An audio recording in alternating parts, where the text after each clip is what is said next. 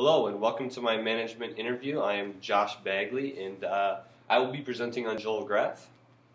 Joel Graff is from the Duluth Superior area and he has held management positions since college, starting out at Dairy Queen where he was a shift leader, kind of doing the assembly line stuff, pretty basic, not really, but then he got moved up into manager where he was more in charge of the hiring, the firing, kind of the day-to-day operations, the ordering supplies, and eventually off that, he moved to Pizza Hut where he was managing his own store, continuing to grow in his management expertise, kind of doing more competitive analysis, trying to decide who his competitors were, along with doing the daily operations of ordering supplies, hiring, firing, team building activities, just other things along that. Joel has also held a lot of different managerial positions, and he did a printing company, Imaging Path, which was printers where they sell printers, and then a gas station. He managed one of those, but his main expertise is around the restaurant business. And right now, Joel's current venture is Yellow Bike, which he just got approached by investors to kind of take over this coffee shop. So they invested in a coffee shop, and they want him to be a part owner and a manager there. They want to build a restaurant in the city of Duluth, which is it's going to be a restaurant and then kind of a business lounge where business people can come in and conduct interviews, business meetings. So that's his new venture right now, and he's extremely excited about that. So it was cool for me to sit down with Joel and kind of learn his management style, his expertise, and what he could give to me, and how to be a good manager, I guess. The first thing about Joel is intentionality. Joel is extremely intentional when it comes to being a manager, whether it's the hiring, the firing, the training. He's locked in. He wants to get the best employees to protect the investment. That's the main thing for Joel. He doesn't want people that are going to come in moseying around.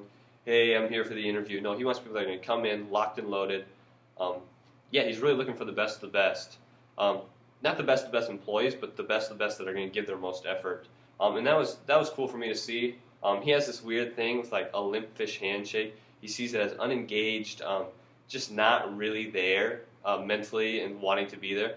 So he kind of throws them out of the interview process. But no, he's extremely intentional, and it's about protecting the investment. He wants to get the best employees for the business, which I think every manager should strive towards, is to get people that want to be there, not just mosey around and say, oh, I'm here. So it was cool to me. Joel's all about purpose. So that was a cool aspect of me to see from him. And then that moves into kind of the team atmosphere. Joel really wants employee retention. He wants to keep employees there for a while. For him, if he can keep a waitress, a busboy, a dishwasher there for 2 to 3 years in the restaurant business, that's huge for him. It just helps to continue to grow the company because, if people come in and see a familiar face, a face that's always smiling, always helpful, to him that's huge because it's a recognizable face and it helps secure repeat customers for Joel. So that's cool. And Joel always wants his employees to feel like they're part of the team. He doesn't want people to think that they're a refillable position, that, oh, hey, I can do whatever. And how he does this is through team building activities. He had a partnership with the bowling alley a lot during his time of being a manager at restaurants.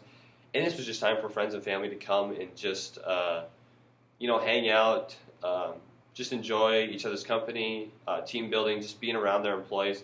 Joel said, you don't have to be friends to be good employees or to run a good business, but it is important just to kind of have that a little bit of camaraderie where they can communicate and just kind of be together in team building activities. And the last thing is appreciation slips.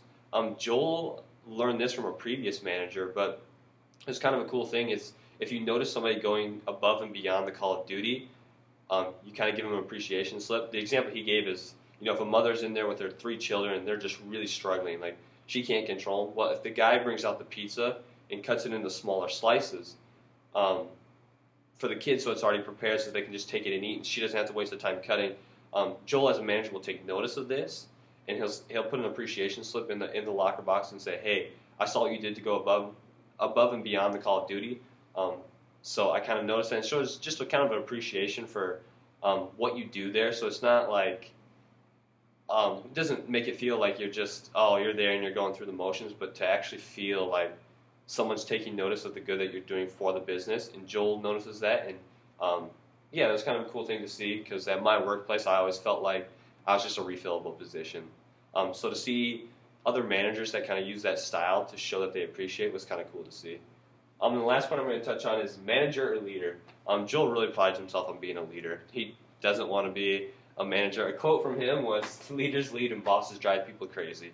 I don't know how true that is, but yeah, a lot of bosses do drive people crazy.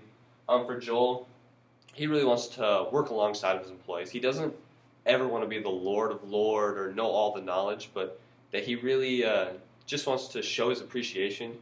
And kind of an example of this that he gave is he said a lot of times he'd be working, as a manager, he's working the front of his restaurant, and the busboys or the dishwashers would be slammed. And Joel said, "Hey, I'll take 15 minutes out of my managerial job. Go back there, go elbows deep, and say, hey, go take a smoke break. Go get a pop. Just relax." And to him, this shows that, hey, I'm not afraid to work alongside of you. I appreciate what you're doing for the business, how hard you're working. So I'm going to take 15 minutes out of my time to come and help you, which was really cool to see. Not a lot of managers will do that, kind of do the dirty work of the business, just to show to his employees that he cares. So that was really cool for me. So in conclusion, intentionality and purpose are kind of just key. I mean, for him, it's all about protecting the investment. This is a business that you've been in charge of, or that someone has given you the reins to kind of run, not the business, but to be a manager of that certain chain. And so you better bring intentionality and purpose to it and really try to do the best job that you can. Show your employees you care. Team building activities, appreciation slips, Joel does that. He just shows his employees that, hey, you're not a refillable position, but that you're actually here and that we care for you. And lastly, lead your employees. Don't just demand. Don't be the Lord of Lords, know all the knowledge, and yell. You have to be stern, and you have to delegate tasks. I agree with that. But you don't have to be a jerk about it and say, oh, hey, whatever, I can just hire somebody new. You're not important to me. Come in with kind of a purpose of showing your employees that you do care, and that the atmosphere that we've built here revolves around teamwork and really kind of all working together for the good of the business. So that was the end of my interview. Thanks for listening. It was really kind of a cool experience to interview with someone in a managerial position who's kind of had a lot of experience and knowledge. I really didn't know what to expect, but it was just an overall great experience, and I hope you enjoyed it.